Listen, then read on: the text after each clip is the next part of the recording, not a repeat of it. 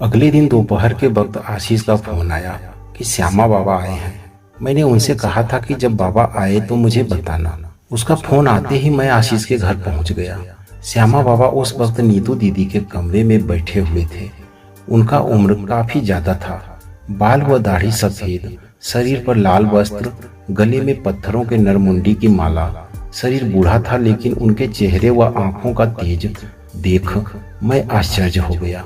पागल बाबा ने मुझे दिव्य लोगों को कैसे पहचानना है इस बारे में काफी कुछ बताया था। तंत्र की दुनिया में लोगों को पहचानना बहुत जरूरी है। श्यामा बाबा को देखकर मैं खुद को रोक नहीं पाया। मैंने जाकर उनके पैर को छूकर आशीर्वाद लिया। श्यामा बाबा मेरे चेहरे की ओर कुछ देर देखते रहे और फिर अपने यहाँ आने का उद्देश्य में लग गए। श्यामा बाबा ने वचन दिया था कि नीतू दीदी को ठीक किए बिना वो यहाँ से नहीं जाएंगे। हालांकि नीतू दीदी को क्या हुआ है, वह उसके अंदर एक भयानक क्रोधित आत्मा का वास है। इस बारे में श्यामा बाबा ने आशीष के घर वालों से अभी तक कुछ नहीं बताया था। कुछ भी कहो, लेकिन आशीष के घर साधु संतों का आदर सत्कार बहुत ही बढ़िया होता है। इस जमींदारी परिवार की यह एक पुरानी परंपरा है। श्यामा बाबा भी इस आदर सत्कार से खुश थे। आज रात को श्यामा बाबा एक यज्ञ करने वाले थे। उसी यज्ञ का सामान लाने मैं और आशीष बाजार चले गए। बाजार से लौटकर मैंने देखा श्यामा बाबा खुद से ही आंगन के बीच में मिट्टी खोदकर यज्ञ कुंड बना रहे थे। मैंने यज्ञ का सामान उनके पास रखते हुए पूछा, बाबा जी आपकी कुछ मदद करूं? श्यामा बाबा मेरी ओर देखकर मुस्कुराए और फिर बोले, नहीं बेटा, यह कार्य मुझे खुद ही करना होगा। तो तुमने ही कल रक्षा मंत्र का प्रयोग किया था। यह सुन मुझे थोड़ा आश्चर्य हुआ कि श्यामा बाबा जान कैसे गए।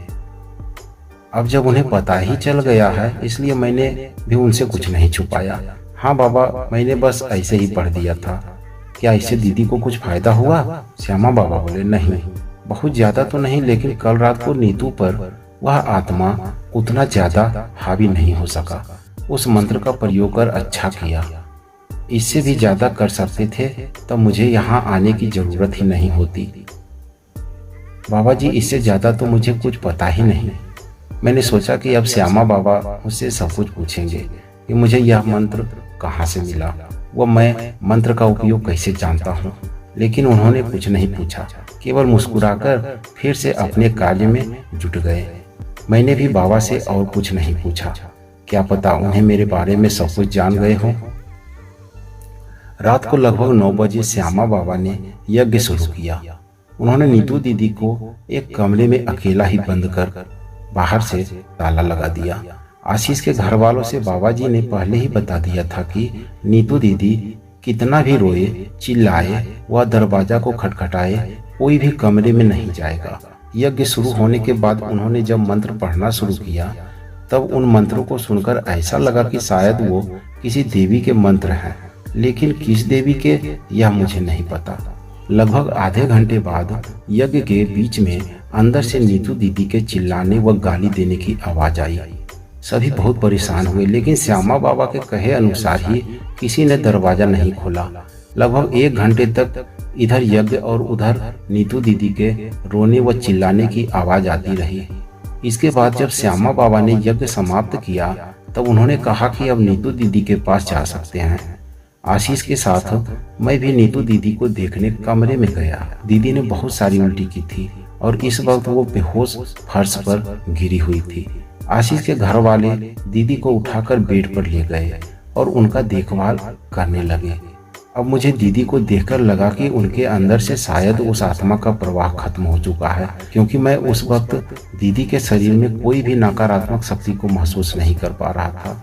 इसके बाद घर के आदमियों से श्यामा बाबा ने कहा कि दीदी अब ठीक है, लेकिन उन्हें अभी एक काम और करना है।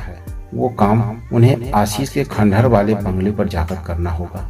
लगभग आधी रात को मैं, आशीष के पिताजी व चाचा और श्यामा बाबा कार से जंगल के पास वाले उनके खंडहर हो चुके टूटे फूटे बंगले पर पहुंचे। बंगले को चारों तरफ से देखकर श्यामा बाबा ने एक स्थान पर लकड़ियों को इकट्ठा करके आशीष को आग जलाने को कहा। आशीष और मैंने पास ही जंगल से कुछ लकड़ियां तोड़कर बाबा को बताए जगह पर इकट्ठा किया। इसके बाद आशीष ने आग लगा दिया। अब बाबा जिस मंत्र का जाप कर रहे थे वो शायद आत्मा बस में करने का मंत्र था। यहाँ मैं नकारात्मक शक्ति को साफ साफ महसूस कर सकता था। बाबा मंत्र पढ़ते रहे।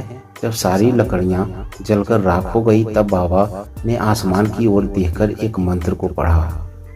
कुछ देर बाद बाबा ने कहा कि सब कुछ ठीक है। इसके बाद हम आशीष के घर लौट आए। घर आकर बैठक में आशीष के पिताजी ने दीदी के साथ क्या हुआ था वह श्यामा बाबा यहाँ उनके खंडहर वाले बंगले पर क्यों गए थे इस बारे में जानना चाहा, लेकिन श्यामा बाबा ने बताने से मना कर दिया और कहा कुछ बातों को ना जानना ही अच्छा होता है। उस जगह को साफ करवाकर एक मंदिर का निर्माण करो। मंदिर के निर्माण के पश्चात नवदीप आना। मैं एक देवी पीताम्बरी की मूर्ति दूंगा, उसे ही इस मंदिर में प्रतिष्ठित करना। देवी पीताम्बरी को मंदिर में प्रतिष्ठित करने के बाद प्रतिदिन उनकी पूजा तुम्हारे आने वाले हर वंश को करना होगा। मंदिर बनने के बाद देवी की पूजा सर्वप्रथम नीतू बेटी को ही करना होगा। वंश में अगर कोई भी लड़की पैदा हुई तो वह लड़की जब 18 साल की होगी तब उसे 1 सप्ताह लगातार देवी पीताम्बरी की पूजा करके आशीर्वाद लेना होगा। पूजा की विधि मैं मंदिर बनने के बाद मूर्ति देते वक्त बता दूंगा। आशीष बोला, बाबा देवी पीताम्बरी यह नाम पहली बार सुना है। श्यामा बाबा बोले, देवी पीताम्बरी भी देवी महामाया काली की ही एक रूप है। शत्रु व भयानक शक्ति का दमन करने वाली देवी का नाम देवी बगलामुखी भी है। इसके बाद मैं रात को अपने घर चला आया। श्यामा बाबा आज रात आशीष के घर रुकेंगे। अगली सुबह जब मैं आशीष के घर पहुंचा तब श्यामा बाबा को नवदीप छोड़ने आशीष के पिताजी जाने वाले थे। नीतू दीदी को सुबह ही होश आ चुका था। अब दीदी सामान्य थी। आशीष के घर वाले श्यामा बाबा के लिए दोपहर को बढ़िया कुछ जमींदार घर का राजसी भोज बनाना चाहते थे, लेकिन श्यामा बाबा ने मना कर दिया। बाबा सुबह ही जाना चाहते थे। श्यामा बाबा के जाने से पहले आशीष के घर की सभी महिलाओं ने उनका आशीर्वाद लिया। जाने से पहले श्यामा बाबा मेरे पास आए। मैंने भी उन्हें प्रणाम किया। उन्होंने कहा, मैं तुम्हारे गुरुदेव के बारे में कुछ भी नहीं जान पाया, पर उनका दिव्य आशीर्वाद हमेशा तुम्हारे साथ ही रहता है। उन्हें मेरे तरफ से प्रणाम करना, और अगर कभी नवदीप गए तो मुझसे अवश्य मिलना। नवदीप के राधा रानी मंदिर के पुजारी से मेरा नाम पूछोगे तो वो तुम्हें मेरे घर का पता मिल जाएगा। मैंने उनसे जल्द ही मिलने की बात कही। इसके बाद चाचा जी श्यामा बाबा को लेकर चले गए।